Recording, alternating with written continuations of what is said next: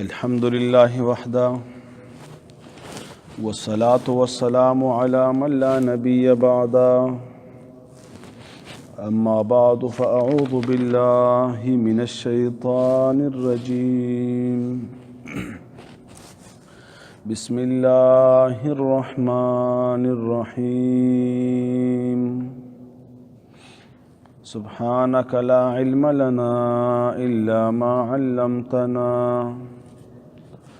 إنك أنت العليم الحكيم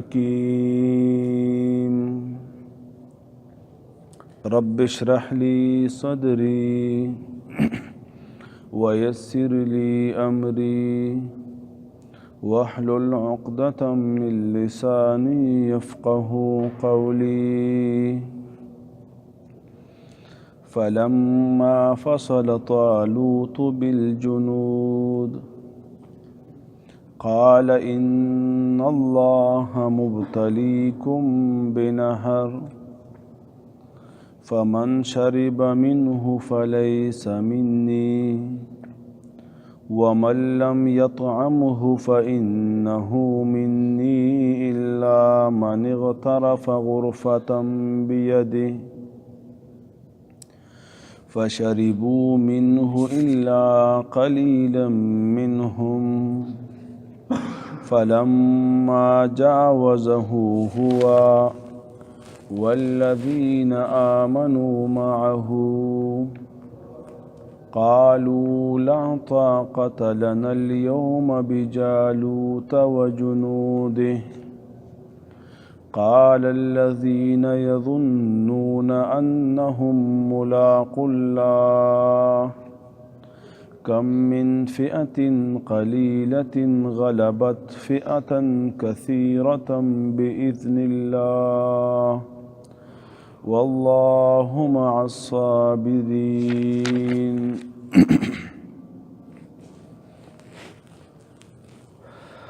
په مخکې آیاتونو کې د جهاد متعلق څه احکامات بیانېدل او د جهاد په سلسله کې ذکر او د واقعاتو د بنی اسرائیل نه مخکې یو واقعه ذکر شوه په دې آیاتونو کې دویمه واقعه جاری ده بنی اسرائیلو د نبی نه مطالبه وکړه چې چونکې مونږ سره ظلم شوی دی د جالوت د طرف نه او زمونږه ډیر کسان شهیدان کړل او 400 او 40 تقریبا هلکان او نوجوانان ته غلامان بوتلل او چې کوم مقدس کتاب په تابوت کې او نور تبرکات او غیره نه یوړل لہذا مونږ ته اوس جهاد کول پکار دي او د جهاد د پاره د امیر ضرورت دی لہذا مونږ د پاره انتخاب د یو امیر وکړي نبی پاک دغه وخت اول خودی منع کړل چې د جهاد فرضیت مغواړي اسنا چې جهاد در باندې فرض شي او بیا وروسته نشي لیکن دوی بار بار اصرار کاو او علت بیاناو چې ګوره مونږ د کورون نه ویستلی شوي یو او مونږ نه بچی قیدان شوي دي لہذا مونږ ته جهاد پکار دی د وقت نبی دعا وغوښتله او د الله د طرف نه ورته امیر مقرر شو طالوت علیه الرحمت چې کله طالوت په دوی باندې امیر مقرر شو نو دوی اعتراضات شروع کړل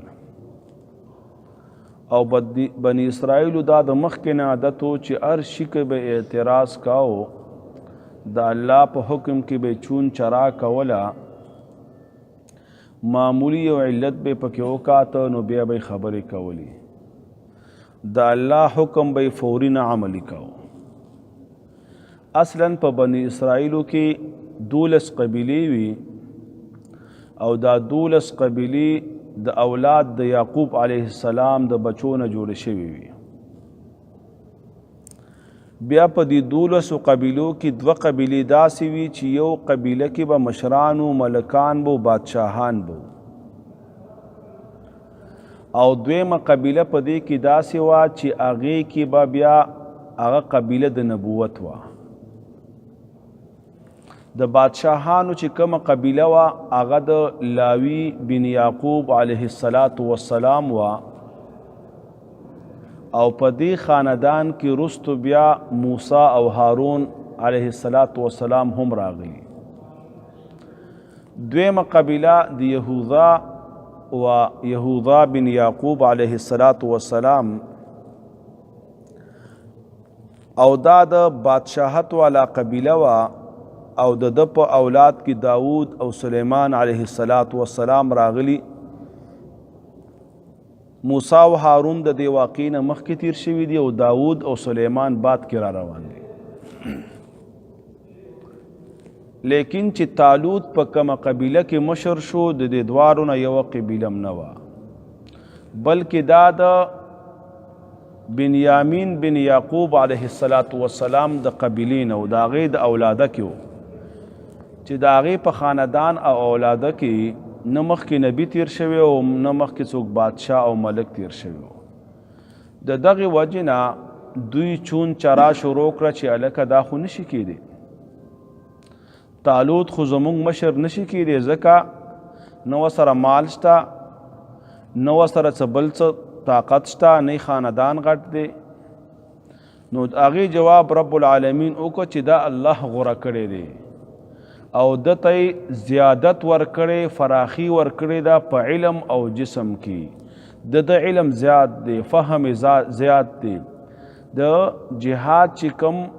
امور دي په هغې باندې ډېر ښه طریقې سره پوهیږي او دویم دا د جسم مضبوط دی طاقتور دی شجاعت او بهادری پکې ده لیکن سره د دینم بنی اسرائیل نه تیارېدل چې د طالوت علیه الرحمت امارت ومني د وخت پیغمبر الله ته سوال وکړه او الله د طرف نه یو علامه را نازله شوه چې کوم تابوت تاسو نه جالوتیانو وړی دی چې دا جالوت په دغه وخت کې د فلسطین مشر او دغه طالوت علیه الرحمت او شمویل علیه السلام دا دواړه په دغه وخت کې په بیت المقدس کې نو چې کوم تابوت یې درنه وړی هغه به تاسو ته راشي په واسطه د فرشتو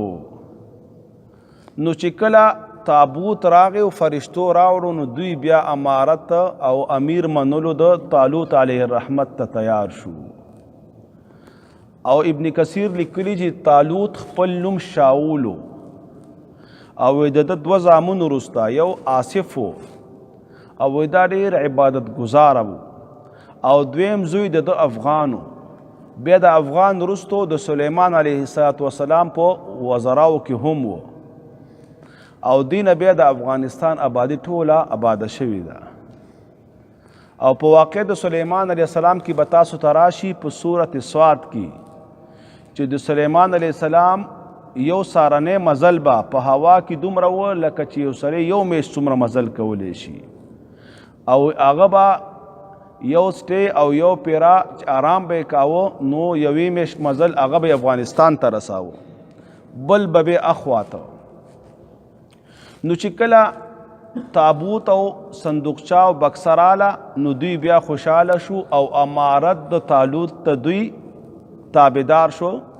او د طالوت علیه الرحمت امارت یې ومانه چې کله امیرم جوړ شو قوم ومانه نو د وقت نبی حکم وکړه چې اوس ورشي په طرف د جهاد لیکن طالوت علیه الرحمت ډېر هوښیار سړی و الله پاک علم هم ورکړی و جسم هم ورکړی او په تدبیر د جنگ باندې ډېر پوهېده د مجاهدینو امتحان اوس اخلي او حکم کوي خپل لښکر ته چې مخکې یو دریاب راځي یو سمندر راځي او د هغې نه تعبیر دلته په نهر باندې شوی دی او امام ابن کثیر لیکي چې دا نهر اصل کې راغلی او د اردن نه او د دې نهر نوم و یردن او دوی چې مزل کا او د خپل علاقې بیت المقدس نه نو ډېره لرې علاقه وه ده په منځ کې دغه نهر راته او علاقې ټولې شاړې وي دوی چې کله مزل وکړه نو ډېر ستړي شو او ډېر تږي شو چې کمې اوبه ورسره وي هغه هم ختمې شوې طالوت علیه رحمت په دوی باندې دا امتحان وکړ او طالوت علیه رحمت ورته دا وفرمایل چې الله د طرف نه دا حکم دی ان الله مبتلیکم امام ابن کثیر لیکي چې ظاهره ده چې دا وحی د وقت پیغمبر شمعیل علیه السلام ته شوې ده ځکه طالوت په اتفاق د علماو پیغمبر نو چې کله پیغمبر نشو نو بیا وحی نه کیږي نو چې کم دوی سره پیغمبرو هغه ته وحی وشوه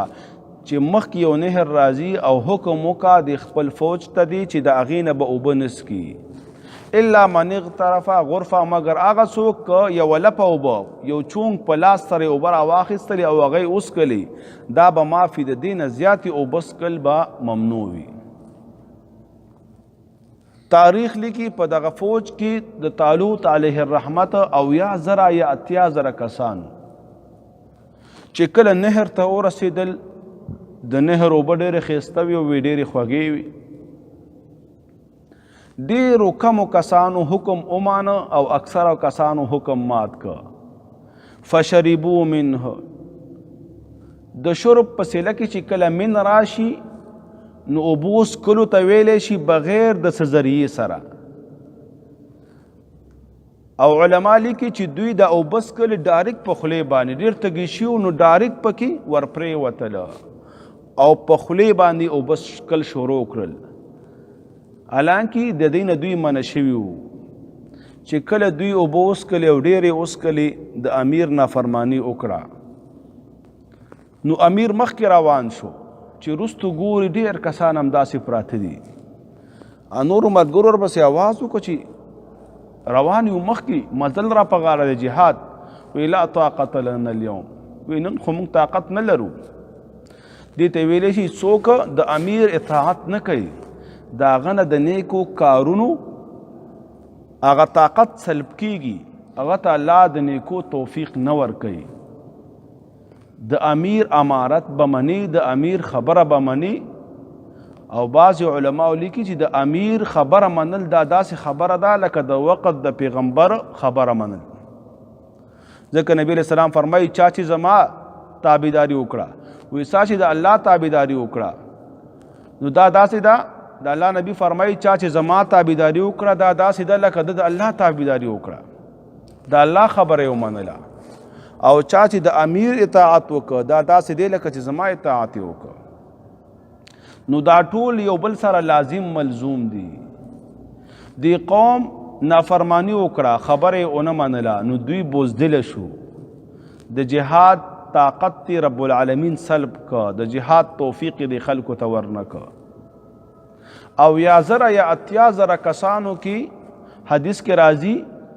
د طالوت علیہ الرحمت چې کم لخکرو وی آغا برابرو د بدرینو صحابو سرا چې آغا 300 او 13 کسانو پدې کې صرف 313 کسانو خبره د امیر اومنله او په لپ او چونګ سره یو ګټ نیمه اوبه وسکلی او روایت د ابن عباس رضی الله تعالی عنہ دی چې دې کې خو کسان ډیر نیکانو هغوی د سره نه سکلی او لږ کسان پکې داسې وو چې هغوی په چونګ باندې راواخیستلي دغه 313 کسان مخکې روان شو په طرف د جهاد دا اطاعت والا او دا منونکي وو او چې کوم خلکو کې اطاعت وي نو رب العالمین هغوی ته کامیابي ورکوي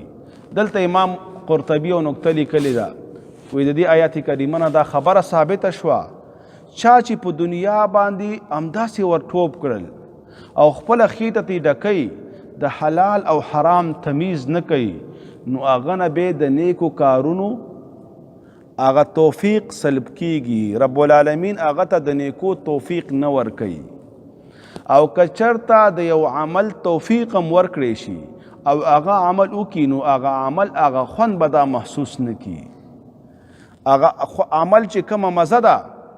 کم لذت دی هغه به درته محسوس نشي د دغې وجې نه تاسو ته ما د علامه ابن قیم صاحب یو قول ویلی علامہ ابن قیم سے فرمائی په دنیا کې یو جنت دی، که د دنیا جنت ته څوک داخل نشو د آخرت جنت ته هغه کلم نشي داخلي دی. بیا علما لیکي چې دنیا د جنت نه د مقصد څه دی؟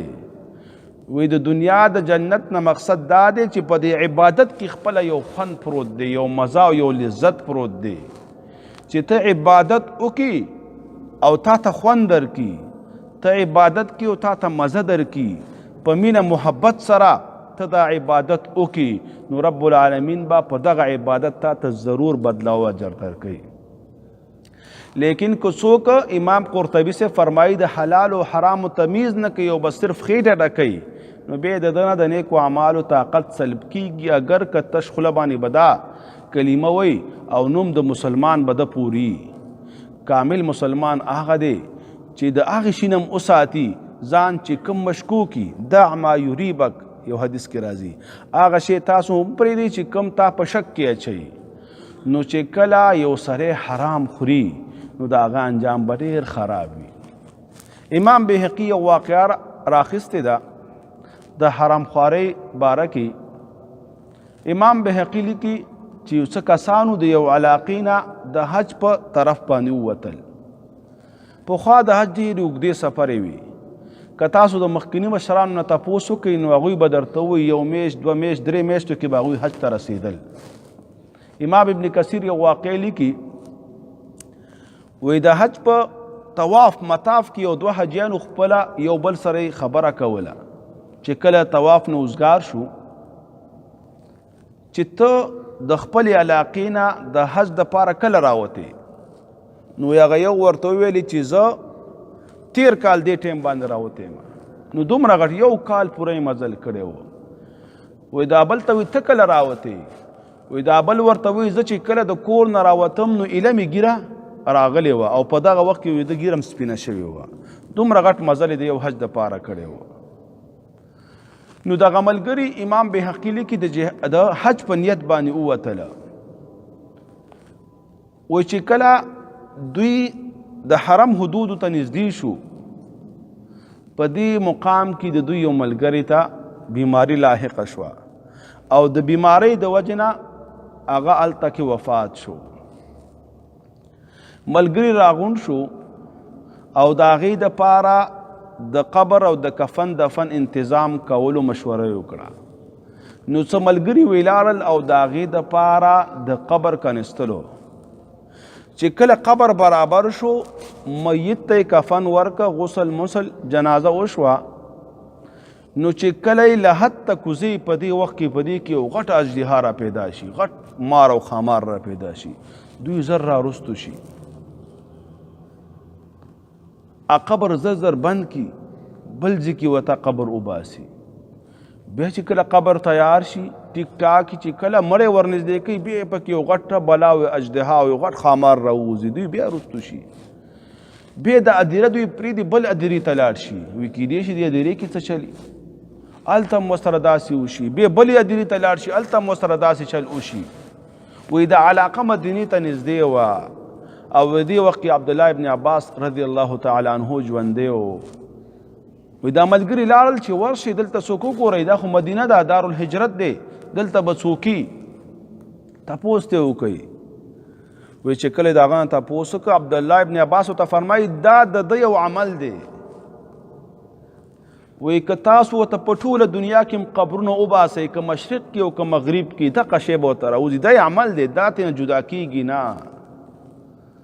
وی داسې وکړئ چې یو قبر کې واچوئ، خوا پرې راواچوئ، بس نور یې ور پرېږدئ. دا پوه شه والله پوه شه. چې کله دفن د وشو ملګري حج ته لاړل او واپسي کله کېږي نو د کور ته د یو ملګری ورځي او سوال جواب کوي چې دغه شان وشو، حاجي صاحب خو وفات شو. لیکن دا راته ووایه چې ده سره خو عجیبه غوندې کار وشو، د ده عمل څه و؟ وی دا ښځه ورته وایي چې د عمل خو ډېر ښه و، ډېر درست و، تهجد ګزاره و، منځونه به یې ښه په ټیم ټیم کول، صدقې به یې ورکولې، زکات هم پابند و. لیکن یو عمل پکې و چې زمونږ به روزانه کم غلې ته ضرورت و، ده به د غلې کار روزګار کو نو اق مروره به د یو بورې نه راوویستل یو جام قدر ته یو پیمانې قدر ته او کور ته به یې راولېږل د پخلي دپاره او د هغې په اندازه به د بورې یو پیمانه او یو کاسه راواخیسته او هغه بورې کې به یې واچول او ګډه وډه به یې کړه او خوله به یې ورته وتړله او هغه به یې بیا په پوره قیمت باندې خرڅوله د یو جام په ذریعه هغه سره کم انجام وشو چې ښه تهجد ګزار ښه مونځ ګزار یو عمل او بل د تابعینو کې دا راځي ځکه چې په دغه وخت کې ابن عباس ژوندی د خو تابعینو دور دی نو خپل ځان باره کې سوچ کول پکار دي چې زه کم انوړی خورم د کم طرف نه خورم د حلالو ده او که د حرامو ده د یو ذرې ذرې به زما استانه تپوس کیږي او د ذرې ذرې حساب به متاثر کیږي او هغه حساب به چرته کیږي هغه به دغې خاورو لاندې کیږي هلته بیا نه په چهو خلاصېدی شته نه په واویلا خلاصېدی شته نه په اقرار خلاصېدی شته او نه په انکار خلاصېدی شته هلته به د خپل عمل بچ ساتي هلته به د خپل عمل ستا حفاظت کوي هلته به د خپل عمل کامیاب ساتي نو لہذا خپل عمل طرف ته توجه کول پکار دي نو طالوت علیه رحمت حکم وکړه او څه قوم ونه مانه نو د دوی نه د نیکۍ کار هغه توفیق ختم شو طالوت علیه رحمت مخکې لاړه او دی پرېښودل 313 کسانو او وی بل طرف ته جالوت سره 100,000 کسانو او جالوت خپل هم یو پهلوانو بعضې تاریخونو لیکل چې 6 غزه قطع وه 6 غزه او 24 قطع وه او ډېر یو عجیبه غونتې وه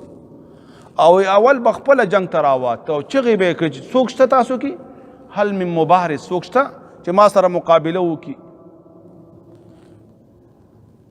الله پاک مسلمانانو ته فتح ورکړه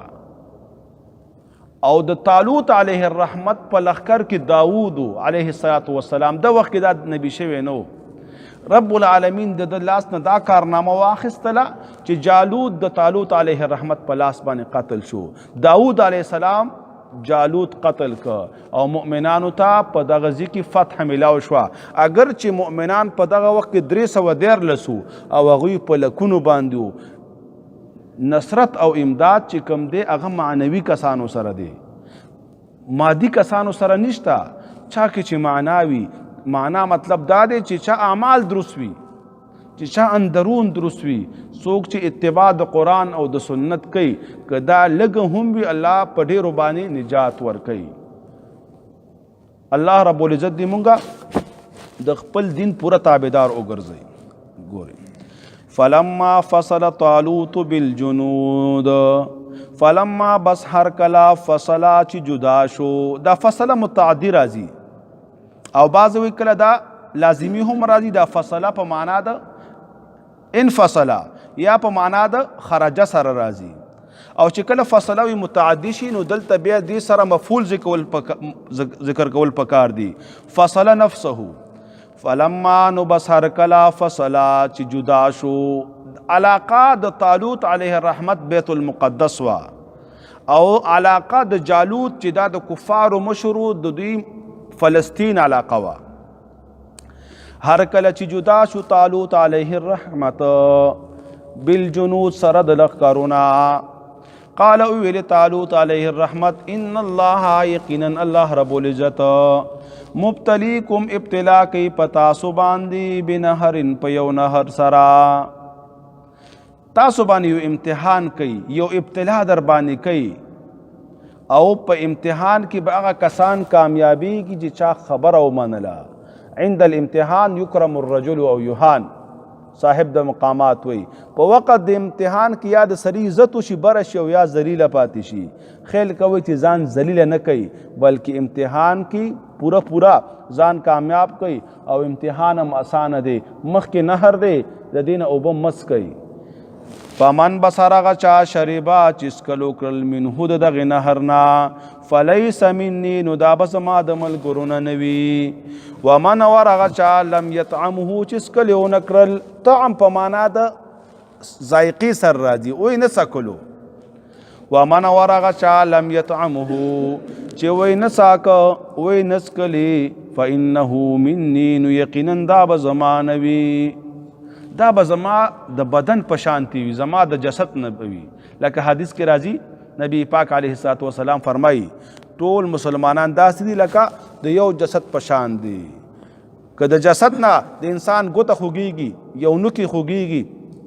نو ټول بدن د دې وجه نه پریشان وي. که یو غوږ خوږیږي، که د خپې یو ګوتې خوږیږي، نو ټول پریشان وي. نو دا به وي دا به زمانه وي، ځکه دا تابعدار دی او په د په تکلیف باندې زه خفه کېږم او د په کامیابۍ زه خوشحالیږم. الا مگر من هغه څوک اغترف غرفتنا بیده چې یوه لپه یې واخیستله په لاس خپل باندې. اغترف غرفتن نه مراد دا دی په لاس په یو لاس سره یو لپه یو چونکې راواخیسته. فشربوا منه نسکلو کل دوی د دینا د دغه دریاب او نهر نه الا قلیلا منهم مگر لګو کسانو حکم امانا. فلما نو بس هر کلا جاوزا چې تیر شول، جاوزه کې چې کوم خپل ضمیر دی هغه فاعل دی پټ دی. فلما بس هر کلا جاوزا چې تیر شو، هو ضمیر دی او راجع دی طالوت علیه الرحمت تا، او دا هو ضمیر دلتا مفعول به دی. فلما او راجع دی د نهر تا چې کله تیر شول دا طالوت علیه الرحمت دغه نهرنا، هو دا طالوت والذین واکسان چې ایمان راوړي د سرا. دا هو ضمیر ته ضمیر فصل وي او طلبا په دې باندې پوهیږي چې کله عطف کې په ضمیر مرفوع متصل باندې نو داغي تاکید د پاره به تا باندې لازم دی چې ذکر کې ضمیر مرفوع منفصله او دې ته ضمیر فصل هم وي. دا هو ضمیر اق طالوت علیه الرحمت تراجی دی. هو دا طالوت والذین واکسان چې مؤمنانو د سرا ایمان خود ټول سره. امام ابن کثیر لیکل د ایمان نه مراد اخلاص ته مخلصینو د امیر حکم اومانه. څوک چې د امیر حکم مني لیکن درست خبرې مني، د شریعت موافق خبرې مني، رب به دته کامیابی ورکوي. او که څوک د امیر په خبره کې ډوک بوک کوي، ناراستیا کوي، د به ذلت مقامي. لیکن دومره دا چې لا طاعت لمخلوق فی معصیت الخالق، که یو امیر تا د نافرمانی خبره کوي، د ګناه امر درته کوي، نو به د هغې طاعت او تابعداري نشته. لکه دې باره کې تاسو ته تېره ورځ ما یو واقعه بیانه کړې وه. والذین آمنوا معه او کسان چې د سره مخلصان قالوا اویل دوی لا طاقت لنا اليوم نشته طاقت مونږ لره نن ورځ بجالوت په مقابله د جالوت و جنوده او د لښکرو د هغه کې. دوی هغه کسانو چې اوبه یې وڅکلې، نافرماني د امیر وکړه، نو د جهاد توفیق ته نه سلب شو. قال الذين ویلیا کسانو یظنون چې یقینو د هغوی انهم چې یقینا دوی ملاق الله ملاقات کوونکي دي د الله تعالی سره. ځوان په معنا دلته د یقین دی. مفسرین لیکي د ځوان په صله کې کله ان راشي د ان د یقین او تحقیق د پاره، نو ځوان هم په معنا د هغې باندې. قال الذين ویلیا کسانو یظنون چې یقینو د هغوی انهم چې یقینا دوی ملاق الله ملاقات کوونکي دي د الله تعالی سره، سبا به الله سره ملاویږو. د امیر حکم دی، د جهاد حکم دی، که نن هم پکې نافرماني وکړه نو سبا به ذلیله شو، سبا به په تاوان او نقصان کې شو. نو هغوی په زړه کې دا خبره وکړه کم من فیتن وی ډېر کرتا لږه ډله غلبت غالب شوی دا فئتن کثیره په غډلې لوی باندې باذن الله په امداد د الله. اذن څو معناګانې دي. بعضې وي اذن مراد معنا دلته نصرت دی په امداد د الله، بعضې وي اذن نه مراد دې کې توفیق دی، دغه غلبه چې ملاویږي کامیابی چې ملاویږي دا په توفیق د الله ملاویږي. او بعضې وي چې اذن نه مراد دې کې اراده او مشیت د الله دی. او یو بل معنا باز علماء کړی چې اذن نه مراد دي چې امر او حکم نه دا د الله په حکم کیږي. کم من فئتن ډیر کرتا فئتن قلیلتن دل لگا غلبت غالب شوی دا فئتن کثیرتن په ډل ډیر باندې باذن الله په امداد او نصرت د الله. والله مع الصابرین والله ملګری د صبرناکو دی چې څوک صبر کوي د امیر خبره مني، اگر که د ته پکې ظاهري نقصان ښکاري د خپل خواهش نافرمانی کوي، لیکن ضرور به رب العالمین د ته نجات ورکوي. بس دی فلما فصل طالوت بالجنود فلما بس هر کلا چې جدا شو طالوت علیه الرحمت بالجنود سره د خپل لښکرو قال اویل طالوت علیه الرحمت ان الله یقینا الله رب العزت مبتلیکم ابتلا کی پتا سو باندې بنهر په یو نهر سرا فمن بس هر غچا شربا چسکل وکرل منه د دغه نهرنا فلیس منی وغب نوی زما د ملګرونا ومن ورغ څوک لم يطعمه چې سکی اونکرا د دغه نهرنا او به اونسکلی فانه مني یقینا دا به زما د ملګرو الا مگر من هغه څوک اغترفا غرفه بيدي چې په لاس سره یو لپا یا یو چونک او بوسکلی فشربوا منه نسکل وکرل د دینا تاسو ته ویل چې شریبه په سله کې کله من راشي نو بغیر د بل شي علینه ډایرکټ په خلی باندې او بوسکلی الټه په ورسم لاستل په دې نهر باندې او خې ډېر او بوسکلی فشربوا منه نو اسکلی دوی د دې نهرنا الا قليلا منهم مگر لږ غونتی د دوینا فلما نو بس هر کلا جاوزا چې تیر شو طالوت علیه الرحمت د دغه نهرنا هو دا طالوت علیه الرحمت واکسان چې د ملګریو قالو ویلی دغه نور ملګرو چې چاو بس کلی وی نافرمانو ملګرو لا طاقت لنا نشتا طاقت زمونږ د پارا اليوم نن ورځ بجالوتا په مقابله د جالوت و جنوده او د لښکرو د هغه کې قال الذين ویلیا کسانو یظنون چې دا غوی یقینو چې انهم چې یقینا دوی ملاق الله ملاقات به کوي د الله تعالی سره کم من فئة دیر کرتا فئة قلیلة دل لگا غلبت غالب شویدا فئة کثیرا پا دل دیر باندی بإذن اللہ پا امداد او توفیق دا اللہ واللہ مع الصابرین او اللہ رب العزت ملگرے دا صبرنا کو دے وصلی اللہ تعالی علی خیر خلقه محمد وعلى آله وصحابه اجمعین اللهم صل على محمد وعلى آل محمد كما صليت على إبراهيم وعلى آل إبراهيم إنك حميد مجيد اللهم بارك على محمد وعلى آل محمد كما باركت على إبراهيم وعلى آل إبراهيم إنك حميد مجيد رب العالمین زمون صغیره کبیره گناهونه معاف کی الہ العالمین زمون لوی واړه گناهونه معاف کی رب العالمین زمون هغه گناهونه کوم قصدن کړي کوم سهون شوي رب العالمین ټول راته معاف کی رب العالمین د عملګری ناستی کوم ملګری څه ضرورت وي یا څه حاجت وي یا څه تکلیف کی وي یا څه قرض وي یا څه بل څه پریشانی وي ورته رب العالمین د هر ملګری په زړه باندې ته پوهه علیم بذات الصدور خالق کائنات د دې ټول ملګرو ضرورتونه او حاجتونه او مشکلات د خپل خزانونه پوره کی رب العالمین مشکلات ختم کی حاجتونه پوره کی رب العالمین تو سره امداد او تعاون وکي رب العالمین په دې ملګرو کې کوم ملګری بیمار وي کور کې څه بیماری وي واړه غټ ناران زنانه څوک بیماران وي الہ العالمین ټول ته شفای کامله عاجله مستمره ور نصیب کی د نیکو اعمالو د پاره او د خپل خپلوانو د خوشحالۍ د پاره رب شفای کامله عاجله مستمره ورته نصیب کی د نیکو اعمالو د پاره او د خپل خپلوانو د خوشحالۍ د پاره الہ العالمین موږ د درس قرآن تکینو الہ العالمین په دې باندې د عمل کولو توفیق موږ ته نصیب کی رب العالمین دا عمل زمونږ نه قبول کی الہ العالمین دا ډیر کمزور عمل دی ډیر ټوټه پوټه دی الہ العالمین ته پکې خیر او برکت واچي رب العالمین ته پکې خیر او برکت واچي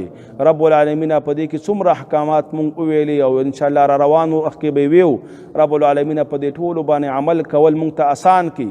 عمل کولو توفیق را نصیب کی رب العالمین موږ د ګناهونو د ټولو اقسامو نه وساتي رب العالمین موږ د کفر نه وساتي رب العالمین موږ د شرک نه وساتي رب العالمین موږ د بدعاتو نه وساتي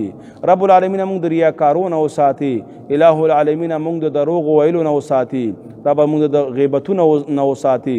الہ العالمین موږ د بهتان او حسد نه وساتي رب العالمین موږ د سودخورۍ نه وساتي رب العالمین موږ د دوکو غدارو نه وساتي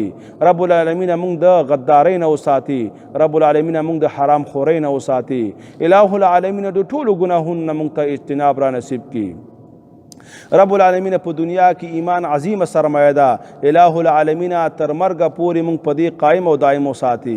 رب العالمین خاتمه راته په ایمان نصیب کړي رب العالمین خاتمه راته په ایمان نصیب کړي رب العالمین موږ ته دعا طریقه ناراضي د دعا چل ناراضي نبی پاک علیه السلام چې د امت لپاره کمی د خیر دعاګانې غوښتي الہ العالمین پای کې زموږ برپور حصہ وکړي الہ العالمین هغه زموږ په حق قبول کړي رب العالمین نبی علیہ السلام چې کوم شي نه پناه غوښتې ده رب العالمین موږ ته د هغې نه پناه را نصیب کړي رب العالمین زموږ د مال جان ایمان محافظ شي رب العالمین زموږ د مال جان ایمان محافظ شي رب د ظالمانو نه موږ وساتي رب العالمین ظالمانو نه موږ وساتي رب العالمین ستا په مخلوق کې کم خلق دي په نور ظلم کوي یا الهي دي ظالمانو ته هدایت وکړي رب دي ظالمانو ته هدایت وکړي رب العالمین دي ظالمانو ته خلار نصیب کړي رب کا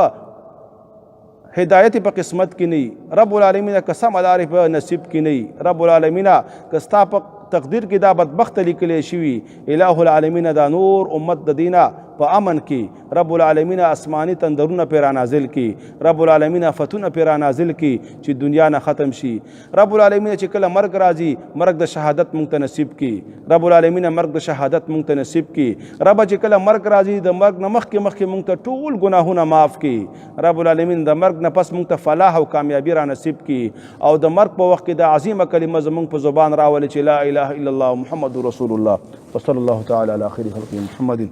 وعلى آله وصحبه أجمعين اللهم صل على محمد وعلى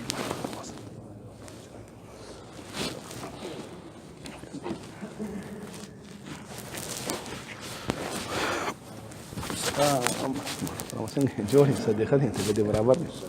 او مش دې څه بخیر جوړي السلام علیکم سیب سن جوړي صدیقه دي چې بخیر جوړي تم خدي ايسي السلام علیکم خیر دي تم خدي نجم بي خي جوړي تم خدي تاسو خي تم خدي شي بخیر جوړي تا طالب نه دی یرا زب وسنوي منو چې کله زمون د تم پته سبقونو وختي دا به چټې نه کوي چې کله سبقونو چټي شي په مدرسې کې پروت خټول کالونه دا ځای کړل دا فرمان کوي والد صاحب د نشته یتیم دی حساب کې د دنه به د قوم څخه تمي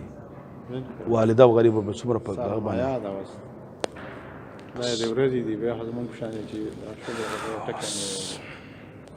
دا حال دی نور خیر دی ځکه مې تاسو ویل ما کته پوي کړم زموږ خبره خو نه پوي والله چې موږ د ډیر څه ویلې ورته نصیحت وکړم الله دې خوشاله السلام علیکم زلاشه چې د سید په د باندې زموږ خبره خو باندې عمل نه کوي السلام علیکم او محترم مرحبا السلام علیکم عباس پټ شو شروع کنه نو ها ابل هو محب کنه څه کتابونه څه لاره کنه ورشه محب ته आवाज کا